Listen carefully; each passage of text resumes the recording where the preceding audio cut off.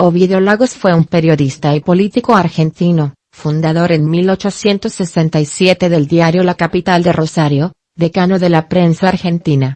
Hizo sus estudios primarios en Buenos Aires, pero los interrumpió por haber emigrado su padre a Montevideo hacia 1835.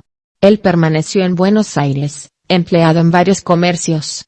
En 1846 ingresó a la imprenta de Pedro de Angelis, aprendiendo allí el oficio de tipógrafo y algunas habilidades de escritor y periodista. Después de la batalla de Caseros fue nombrado director de la imprenta del Estado de Buenos Aires, imprimiendo tanto documentos oficiales como papeles partidarios. Al estallar la revolución de su pariente lejano Hilario Lagos en el interior de la provincia, se enroló como soldado en la defensa contra el sitio, peleando en varios combates menores, y sirviendo también en la flota porteña. Volvió a su trabajo en la imprenta, logrando el contrato para imprimir el periódico El Nacional, dirigido por Bartolomé Mitre. Pero se alejó de ese partido en 1857, enrolándose en la oposición, en el diario de Nicolás Calvo, La Reforma Pacífica.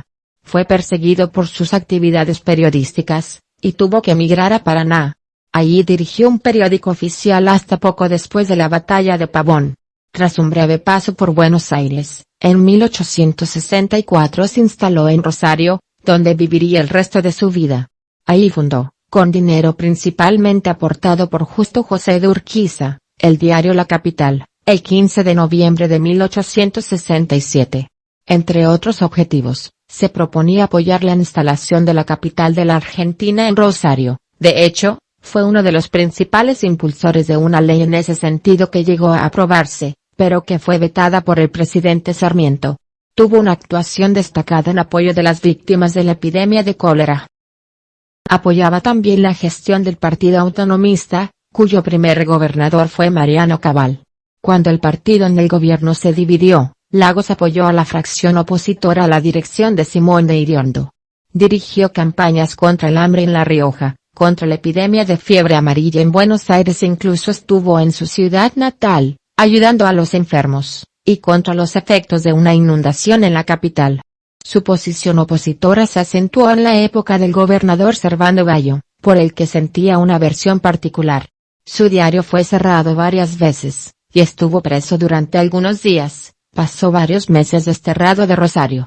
Apoyó la revolución de Patricio Cullen en 1877, que terminó con la muerte violenta de este, y se unió decididamente al partido de Bartolomé Mitre. En 1880 apoyó la revolución de Carlos Tejedor desde Rosario, y pretendió dirigir una revolución en esa ciudad.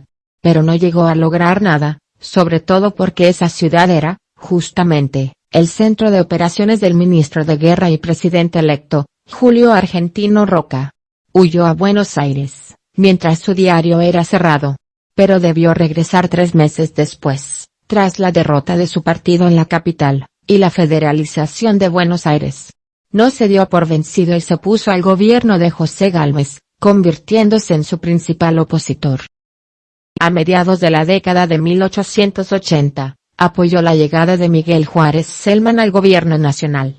En 1887 fue elegido diputado por su provincia, y fue uno de los principales apoyos del cordobés contra sus adversarios internos y externos.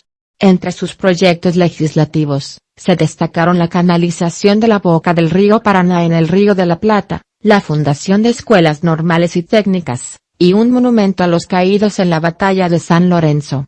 También fue el autor del proyecto de erigir la nueva pirámide de Mayo, que hasta la actualidad encierra la erigida en la Plaza Mayor de Buenos Aires desde 1811. Se alejó de toda actividad política y periodística en 1890, tras la Revolución del Parque y la caída de Juárez Celman. Falleció en Rosario en agosto de 1891.